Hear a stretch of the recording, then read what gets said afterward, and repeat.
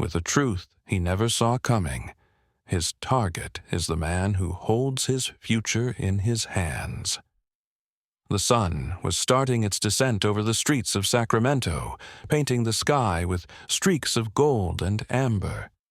Eric Porter was on his way home after a long day at the office. His sedan hummed softly as he adjusted the air conditioning, eager to shake off the day's stress. The radio played faintly in the background, a soothing antidote to the bustling city streets. He approached a yellow light, slowing down just as it turned red. That's when the blue and red lights erupted behind him, accompanied by the sharp blare of a police siren. Eric glanced in his rearview mirror, his brows furrowing slightly. He pulled over to the side of the road, rolling down his window as a police cruiser parked behind him. Out stepped Officer Bradley Larson, mid-30s, with a buzz cut and a badge gleaming on his chest. Larson adjusted his belt as he swaggered toward Eric's car, exuding the confidence of someone used to being in control. "License and registration," Larson said curtly, his voice flat but laced with a hint of authority. Eric complied without a word, reaching into his glove compartment for his registration and handing over his driver's license. His movements were deliberate and calm, but he could feel Larson's gaze scrutinizing him, as if searching for a reason to dig deeper. "Do you know why I pulled you over?"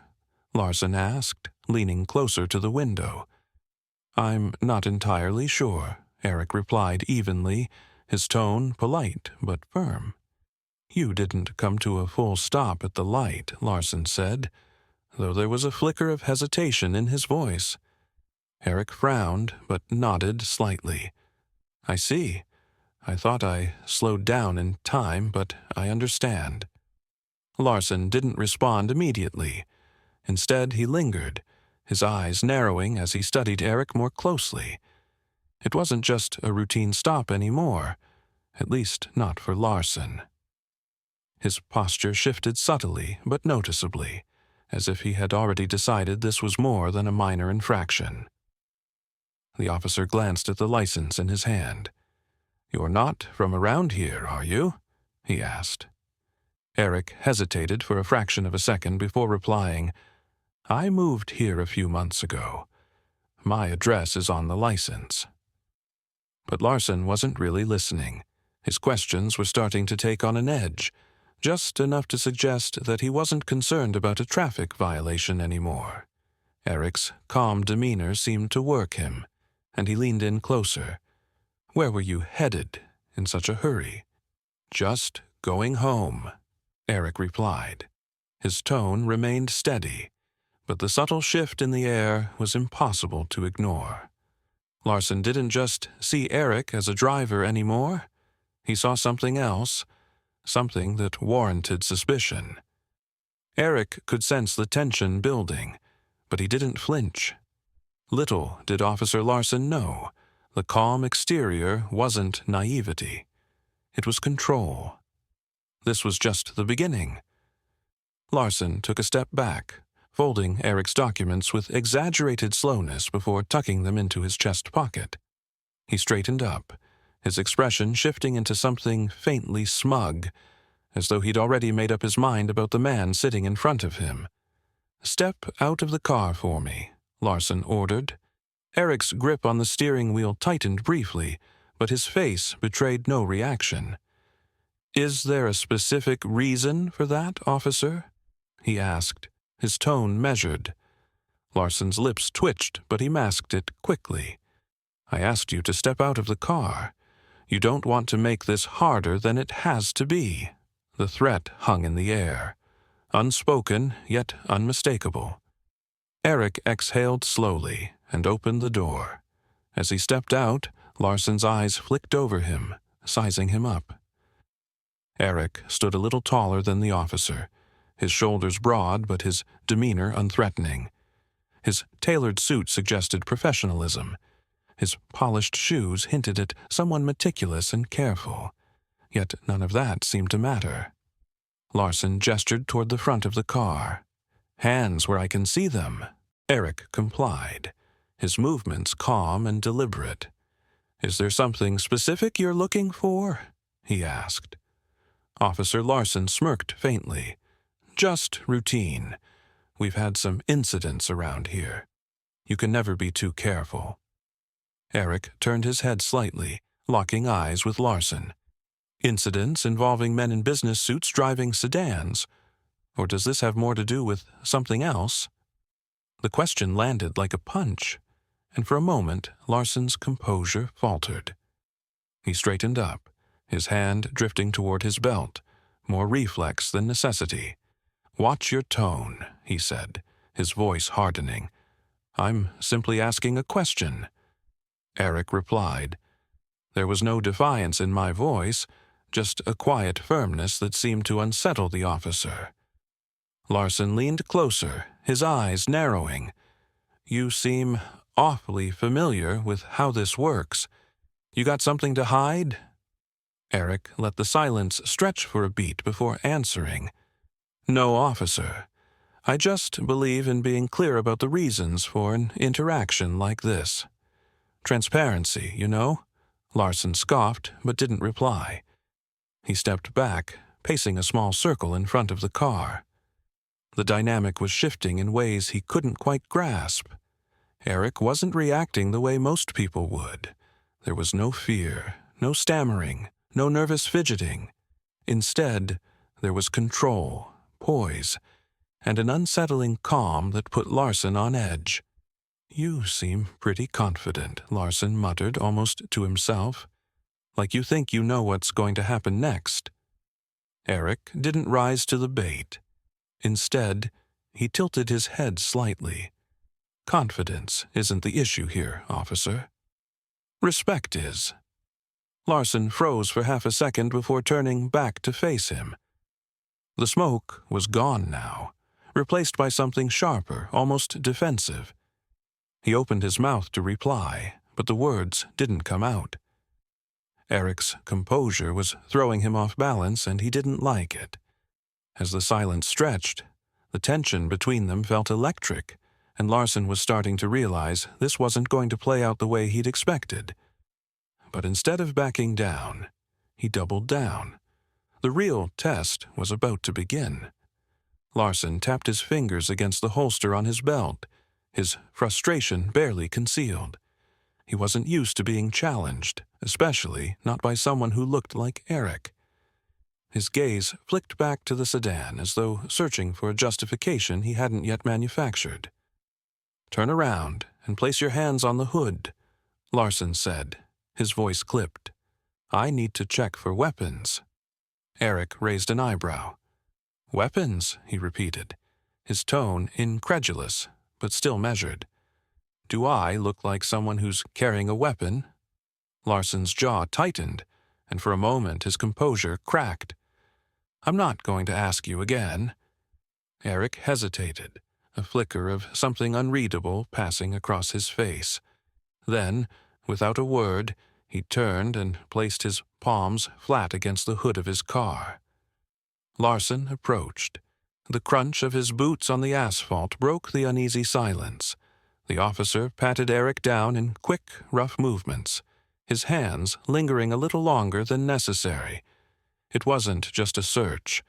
It was an attempt to assert dominance, to provoke a reaction.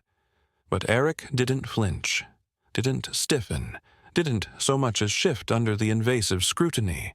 "You're clean," Larson muttered, stepping back. The admission sounded begrudging, like he was irritated that he hadn't found anything to justify his suspicion. Eric turned to face him, his expression calm, but his eyes sharp. "Of course I am," he said simply. "Now, officer, if you're done—" "I'm not done," Larson interrupted, his voice rising slightly. The words tumbled out too quickly, betraying his need to stay in control. "You seem to know a lot about what I can and can't do. Care to explain why?" Eric folded his arms. His posture relaxed despite the tension crackling between them. "I've had my fair share of interactions with law enforcement," he said. Let's just say I've learned a lot over the years." Larson's eyes narrowed. "So, you're a lawyer or something?" Eric smiled faintly. "Or something." The ambiguity in his answer seemed to irritate Larson further. He stepped closer, invading Eric's personal space. His voice dropped to a near growl. "Listen, you think you're smarter than me? Think you can talk your way out of this?" Eric met his gaze evenly, unflinching. "I don't think anything, officer. I just believe in fairness." Larson froze again, stepping back. "You know what I mean." Eric's expression didn't change. "I think I do," he replied quietly. "And I think we both know this interaction stopped being about a traffic violation a long time ago." Larson opened his mouth to respond, but no words came. For the first time, he looked uncertain, like he wasn't entirely sure how to proceed. The balance of power was shifting, and for the first time, Larson was on shaky ground. But the moment of reckoning was still to come. Eric's voice broke the heavy silence, steady and unyielding. "Officer, I think it's time you know who I am." Larson's brows knitted, his irritation resurfacing. "I don't care who you are," he shot back, though the faint crack in his tone suggested otherwise. Eric reached into his pocket, his movements slow and deliberate. "I'm reaching for my badge," he said calmly, watching Larson's hand twitch near his holster. "No need for theatrics. I want you to see it." Larson's eyes followed Eric's hand as he pulled out a leather wallet and flipped it open, revealing a gleaming badge. "Eric Porter," he said, his tone casual. "Head of Internal Affairs, Sacramento Division." Larson froze, his eyes darting to the badge, then back to Eric's face, searching for some sign that this was a joke, but there was no humor in Eric's expression, only quiet authority and a hint of disappointment. "Internal Affairs," Larson repeated, his voice cracking slightly. "Yes," Eric interrupted, saving him the trouble of finishing the thought. "I oversee officer conduct. My job is to ensure that the people wearing this badge uphold the integrity and values it's meant to represent." Larson's face paled, his confident demeanor unraveling in real time. He took a small step back, his hand falling away from his belt as though the weight of his own authority had suddenly become too heavy. Eric took a step forward, closing the gap Larson had instinctively created. "Do you know what the most troubling part of this interaction has been, Officer Larson?" he asked, his voice calm but piercing. Larson didn't answer. He looked like a man who had just realized he'd walked into quicksand and had no idea how to escape. "It's not the profiling," Eric continued, "though that's bad enough. It's not the baseless escalation either. It's the fact that you've done all of this without even realizing who you were talking to. You assume that I wouldn't know my rights, that I wouldn't understand the laws you're sworn to uphold. And why?" Larson opened his mouth, but no words came. Eric's gaze bore into him, unrelenting. "Because I didn't fit your idea of someone deserving respect," Eric finished for him. His words weren't angry, but they carried the weight of an indictment. "And that's not just a problem for me, officer. That's a problem for everyone you encounter in this uniform." Larson's shoulders sagged slightly, the full weight of Eric's words landing squarely on him. He glanced down at the badge in Eric's hand again, as if it might somehow disappear if he didn't look too closely. Eric stepped back, giving Larson a moment to breathe, but his voice didn't lose its edge. "Here's what's going to happen. You're going to take a step back, return my documents, and think very carefully about what you say next." Larson's lips parted, but he hesitated. clearly debating whether to push back or comply. The hesitation cost him. Eric added, his voice lowering slightly, "You're going to hear from me again. Not as a driver, you stopped on the side of the road, but as the man tasked with deciding whether you're fit to wear that badge." Larson swallowed hard, his face reddening as the weight of the moment sank in. He reached into his chest pocket and pulled out Eric's license and registration, his hands trembling slightly as he handed them over. Eric took them without a word, tucking them into his wallet. He stepped toward the driver's side door of his car, pausing with one hand on the handle. He looked over his shoulder, meeting Larson's gaze one last time. "Remember this, Officer Larson," Eric said. "The badge doesn't make you better than anyone. It makes you accountable to everyone." As Eric slid back into his car and started the engine, Larson was left standing in the fading light, his confidence shaken and his future uncertain. But for Eric, this was far from over. His next move would ripple through the entire department. The drive home was quiet, but Eric's mind was anything but. The encounter played over in his head, not because it was unique, but because it wasn't.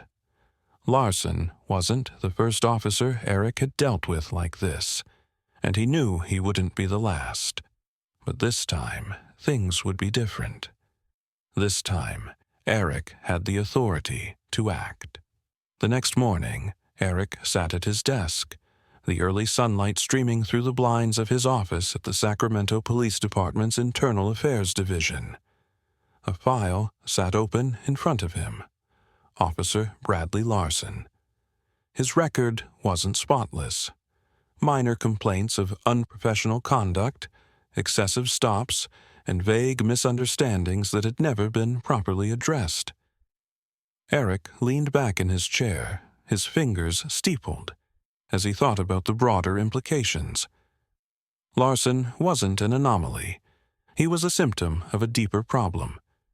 And Eric wasn't interested in putting a bandage on a bullet wound. A knock on his office door interrupted his thoughts. His assistant, Linda, stepped in, holding a stack of reports.